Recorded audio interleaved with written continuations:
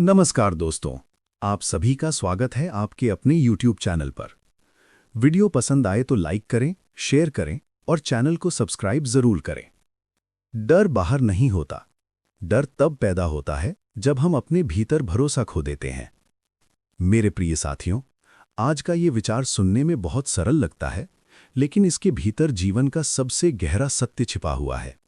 इंसान अपने पूरे जीवन में जितनी भी डर झेलता है, असफलता का डर, गरीबी का डर, अकेलेपन का डर, अंधेरे का डर, भविष्य का डर, उन सब का जन्म बाहर की परिस्थितियों से नहीं, बल्कि हमारे भीतर के टूटते भरोसे से होता है। आज मैं आपसे कोई उपदेश नहीं दूंगा। आज मैं आपको एक कहानी सुनाऊंगा, क्योंकि कहानियां सिर्फ मनोरंजन नहीं करती, वे हमें आईना दिखाती हैं। ये कहानी लगभग 2 घंटे की यात्रा है, डर से भरोसे तक। बहुत समय पहले की बात है। एक छोटा सा गांव था, नाम था अमरपुर। गांव चारों ओर से पहाड़ियों और जंगलों से घिरा हुआ था। सूरज ढलते ही गांव सन्नाटे में डूब जाता था। गांव में एक लड़का रहता था, नाम था मोहन। उम्र लगभग 20 साल। साधारण सा लड़का, लेकिन दिल बहुत बड़ा। मोहन बचपन में बहुत निडर था। पेड़ों पर चढ़ना, रात में अकेले खेतों से गुजरना, बहते नदी में छलांग लगाना, उसे किसी चीज से डर नहीं लगता था। लेकिन जीवन हमेशा एक जैसा नहीं रहता। एक दिन मोहन के जीवन में वो घटना घटी जिसने उसके भीतर के भरोसे को हिला दिया।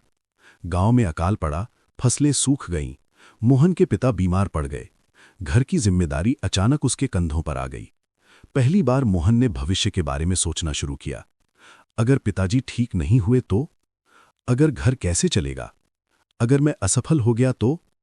यहीं से डर ने जन्म लिया। ध्यान दीजिए, ये डर बाहर नहीं आया था।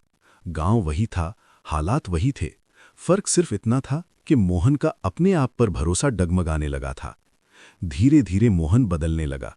जो लड़का कभी अंधेरे से नहीं डरता था, अब सूर्यास्त से पहले घर लौट आता। जो कभी अकेले फैसले लेता था, अब हर कदम पर डरता। डर ने उसे बताया, तू नहीं कर पाएगा, तू कमजोर है, दुनिया बहुत खतरनाक है। और मोहन ने इन आवाजों पर भरोसा कर लिया। याद रखिए साथियों, डर की आवाज सबसे ज्यादा तब तेज होती है जब हमारा अपना भरोसा शांत हो जाता है।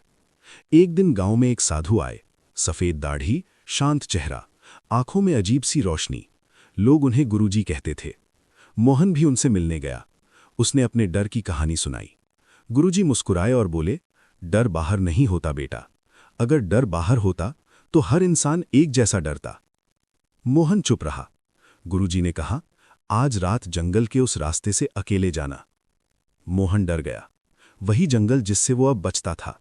रात गहरी थी, हवा चल रही थी, पेड़ों की आवाजें डरावनी लग रही थीं। मोहन का दिल जोर जोर से धड़क रहा था।